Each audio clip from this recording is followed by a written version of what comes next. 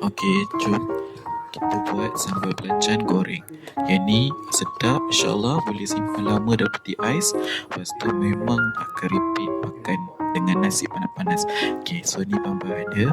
Ada cili merah, cili besar hijau, cili padi, merah dengan hijau. Lepas tu ada bawang putih merah dengan tomato. So belacan lah, belacan kalau tak ada tak jadi dalam belacan dek. Okey, ini kita goreng dulu semua bahan-bahan ni. Okey, goreng. Okey, kacau-kacau. Okey, proses ni memang ambil masa sikit lah bagi semua bahan tu dia layu sikit.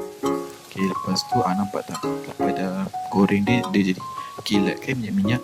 Masa ni memang bau dia naik satu rumah tu. Kuat betul pun sama belacan. Bila dah siap, kita masukkan dekat dalam blender. Okey, masuklah bahan tu. Okey, masuk. Okey, lepas tu masukkan gula sikit, masukkan garam sikit, masukkan ajinomoto sikit. Lepas tu kita blend. Nampak tak? Dia tak gerak pula, aku kena goncang dulu.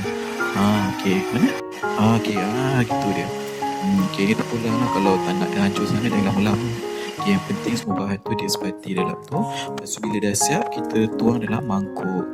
Okey, dah siap. Selamat mencuba.